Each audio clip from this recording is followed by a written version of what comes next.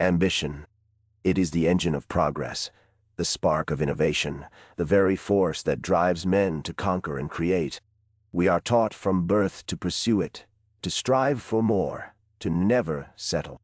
But what if the relentless pursuit of ambition is not a ladder to success, but a subtle poison slowly eroding the foundations of a man's character and his life?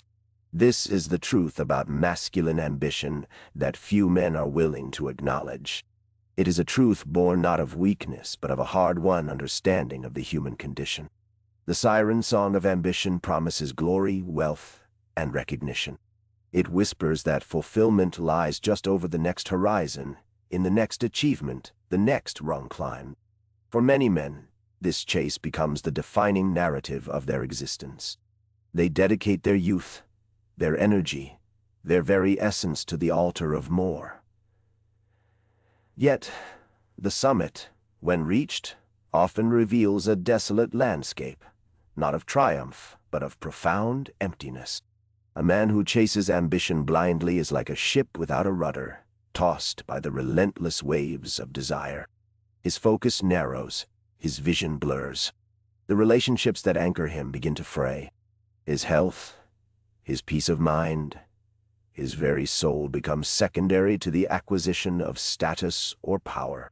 He mistakes the external markers of success for inner contentment. This is the trap.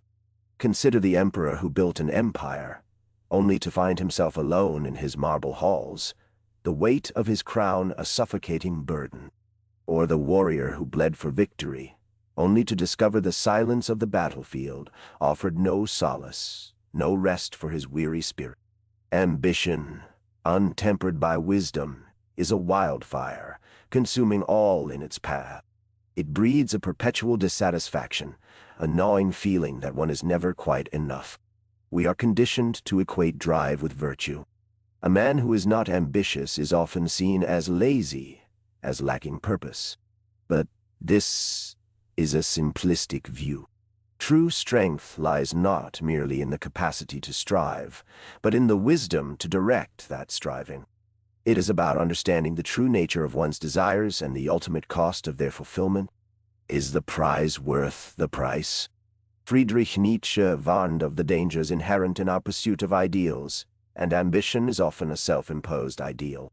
He understood that the drive to overcome, to achieve, could easily morph into a self-destructive obsession, if not grounded in a profound self-knowledge. The question for a man is not simply, can I achieve this? But should I? And at what cost to my essential self? This internal conflict is where true character is forged. A man who masters his ambition does not abandon it. He tames it. He recognizes it as a powerful tool, capable of immense creation, but also of immense destruction. He learns to discern between healthy striving and corrosive greed, between purposeful action and aimless chasing. What is the alternative to this relentless, often hollow, pursuit? It is found in a quiet reevaluation. It is in understanding that a man's worth is not measured by his conquests, but by his integrity, his character, and his ability to find peace within himself. It is in cultivating a discipline that serves a higher purpose than mere accumulation or external validation. It is in recognizing that sometimes the greatest ambition a man can possess is the ambition to be truly present, to be content, to be at peace with himself and his place in the world. This requires a profound shift in perspective. It means looking inward, not outward, for validation.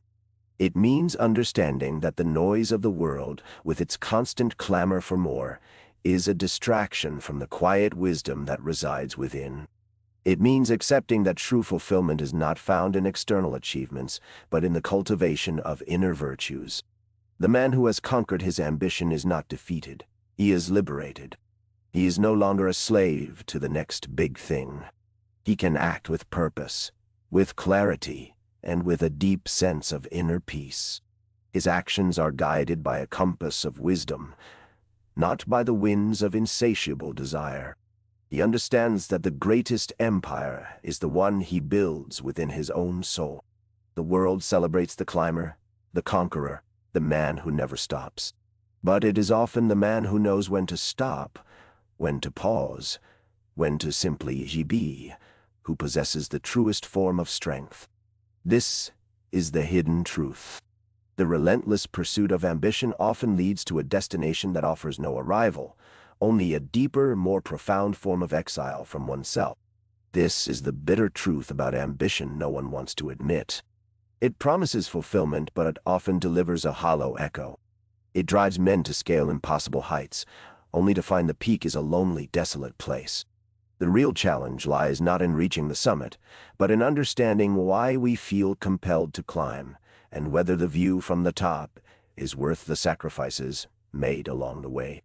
The greatest victory is often not the conquest of external domains, but the mastery of the internal landscape. For when a man truly knows himself and finds peace within that knowledge, he has achieved more than any empire can offer.